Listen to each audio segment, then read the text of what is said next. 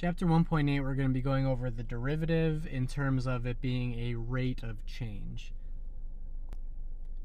So before we actually talk about a rate of change, let's actually talk about what's meant by when we say average rate of change. So if we have a function f of x and it's over the interval from a to b, then we say that the average rate of change is essentially just going to be the slope over that interval. So the average rate of change is going to be the difference in the y-coordinates divided by the difference in the x-coordinates. So it's the slope of the secant line between the 2 points. So let's go ahead and see these examples. If we have f of x, which is x squared, calculate the average rate of change. For the first one, it's over the interval from 1 to 2. So based on the formula, it's the slope formula. It's going to be the difference in the y-coordinates, which we have to find via the function, divided by the difference in the x-coordinates.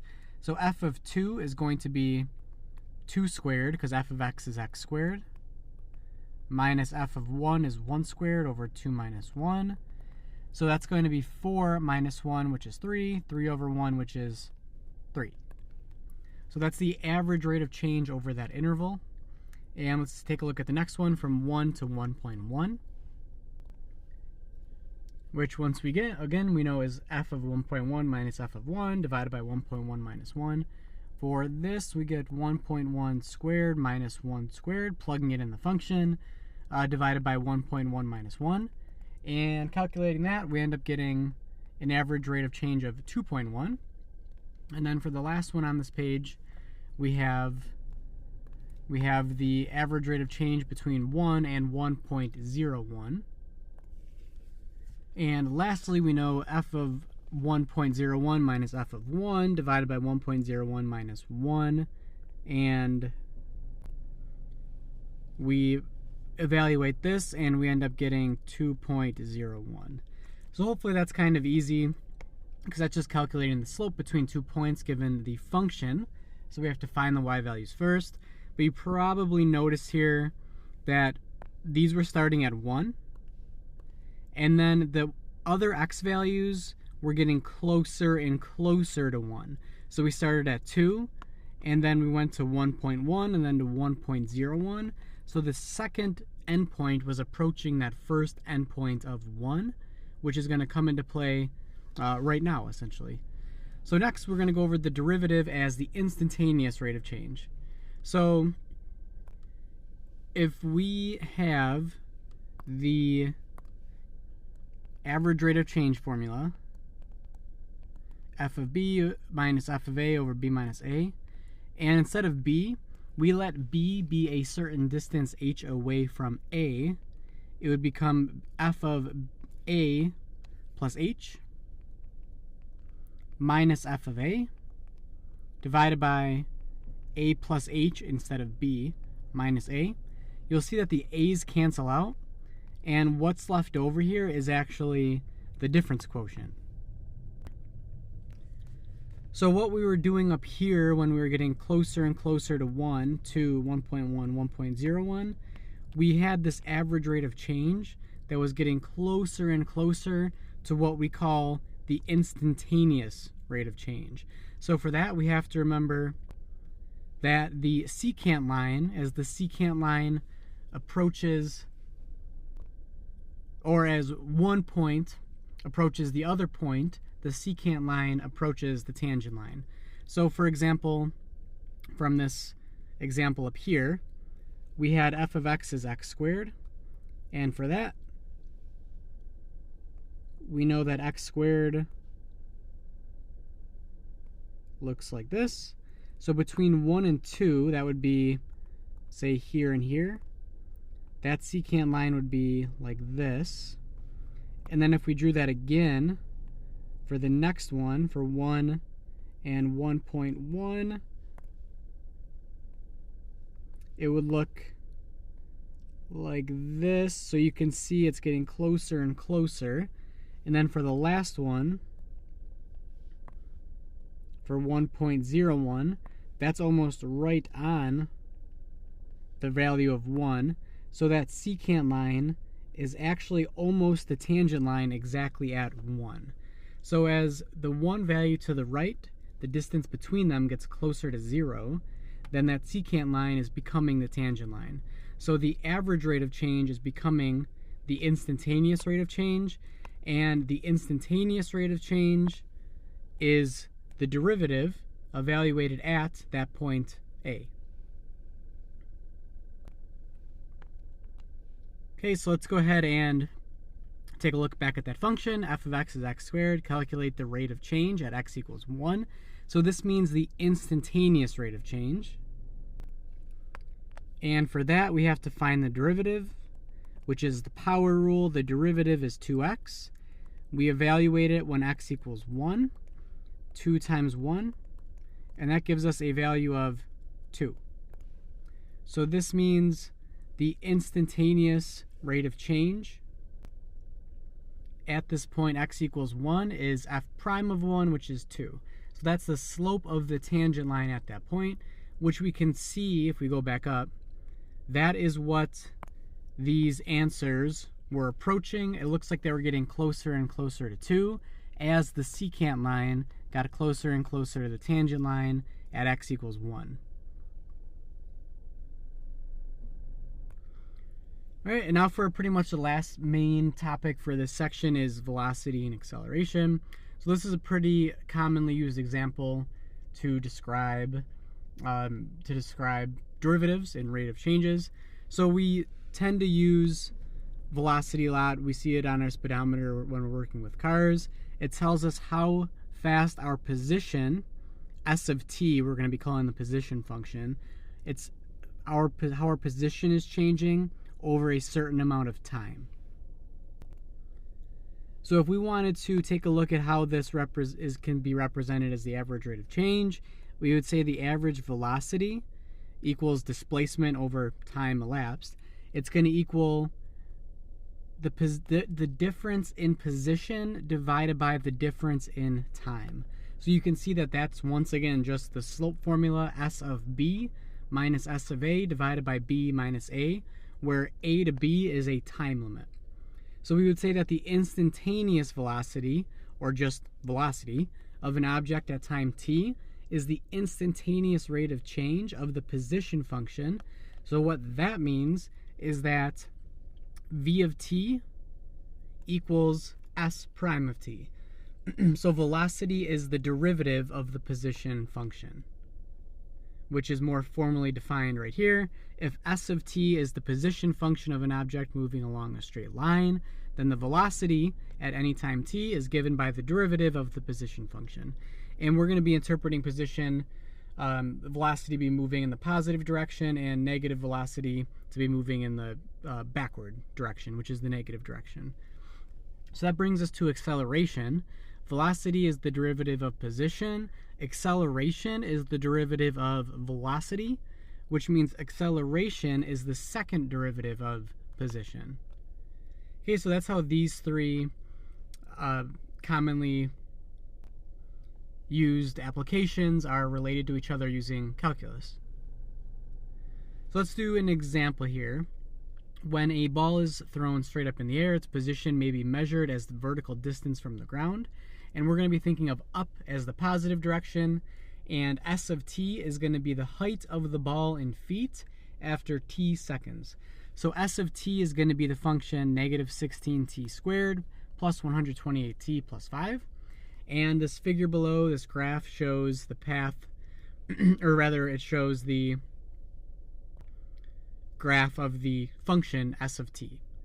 So we know it's a parabola, and we know it's a parabola opening down because of negative t squared term. And it's important here to notice that the graph doesn't show the path of the ball. The ball didn't get thrown like this and going in this direction. The ball is going straight up and then falling straight back down.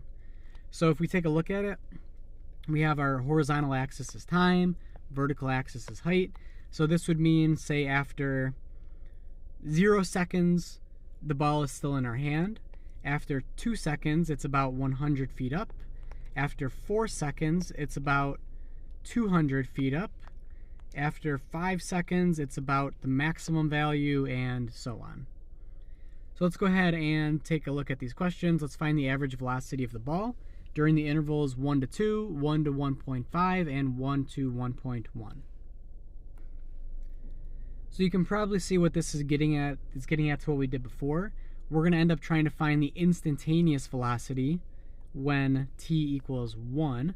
But for now, we're trying to find the average velocity between points that are getting closer and closer to that instantaneous velocity at t equals 1.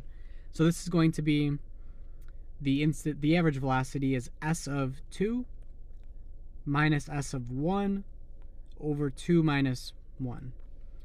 So what we would have to do here is we'd have to go ahead and plug everything into this formula, plug in s of 2, plug in s of 1. I'm just going to skip doing that and skip right to the answer. And we would get 197 minus 117 over 1. And this would give us 80, and let's make sure we use units. This is going to be 80 feet per second. So that's going to be the average velocity between 1 and 2. That would be the slope of this secant line connecting those 2 points. Let's do it between 1 and 1.5. And plugging those in the same way we just did, this would be 88 feet per second. So that would be the slope of the secant line between 1 and 1.5. So getting a little bit tighter here. And now for the last one, it's going to be the slope between 1 and 1.1. And once again, that's going to be s of 1.1 minus s of 1 divided by 1.1 minus 1. Oops, I just forgot to, in the one above here, I forgot to do 1.5 minus 1. Should be the same answer though, I just forgot to write it. Okay, so calculating this one the same way we were calculating the other ones. And for this one, we get 94.4 feet per second. So you can see as the second endpoint is getting closer to that value of 1, you can see that these values, it looks like maybe they're approaching 95, 96, 97, 98, maybe around 100. So this is going to help us get an estimate for our instantaneous velocity that we'll calculate right now. So we want the velocity, which once again, this is the instantaneous velocity now. And we want v of t first. V of t equals s prime of t. So before we do that, let's just rewrite s of t. S of t was negative 16t squared plus 128t plus 5. So we want the derivative of that for the velocity. And the derivative of that is going to be power rule. So it's going to be negative 32t plus 128. The 5 is a constant, so the derivative of that last term is 0. And now what we want is we want v of 1, which is, once again, s prime of 1. They're the same thing. So negative 32 times 1 plus 128. And that gives us 96. So v of 1, the instantaneous velocity, is 96 feet per second. And if we go back and compare it to the velocities from part A, it looks as though these velocities are getting closer and closer to the instantaneous velocity of 96, because we left off at about 94.4. And that is because the secant line is approaching the tangent line. Okay, now we want what is the velocity of the ball after 2 seconds. So this just means we want v of 2. And let's just go ahead and write down v of t, even though it's right above us. V of t is negative 32t plus 128. So finding v of 2, all we have to do is plug in a 2. And that's going to give us negative 64 plus 128, which gives us 64 feet per second. So you can see that it's slowing down as time goes on. And what is the acceleration after 2 seconds? So let's write down velocity again. Velocity we just said was negative 32t plus 128. And the acceleration is going to be the derivative of velocity. The derivative of velocity is just negative 32. And that's going to be in feet per second squared. So the reason why this is constant is because we have the constant acceleration due to gravity. And a few more here. Next one, we want to know at what time is the velocity negative 32 feet per second. So let's write down that velocity formula again. That was negative 32t plus, what was that? Negative 32t plus 128. So what we have to do is we set this function equal to negative 32, and that's, we have to solve for t now. So solving this for t, it's a linear equation. We need to subtract 128 on both sides. We get negative 160 equals negative 32t. Divide both sides by negative 32. And we get t equals 5 seconds. So after 5 seconds, it's traveling negative 32 feet per second, which means it's traveling downwards. And for the last question, we want to know, when is the ball at a height of 117 feet? So for this one, we need to go all the way back to our position function.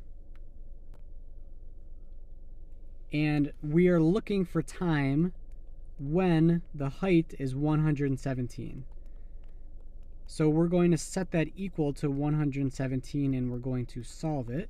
So we need to, it's a quadratic, so let's subtract 117 on both sides.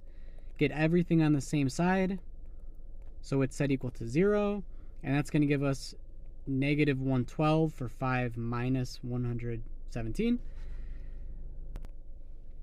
And this actually factors. We can factor out a GCF of negative 16. We'd be left with t squared minus 8t plus 7. And then this factors again to t minus 7 times t minus 1. Setting those two binomials equal to 0 separately, the zero product property, we get t equals 1 second and t equals 7 seconds. That's because when we throw it up, it reaches the height of 117 feet, and it surpasses it, and then after 7 seconds, when it comes back down, it gets back down to 117 feet again. Okay, so that is it for this chapter.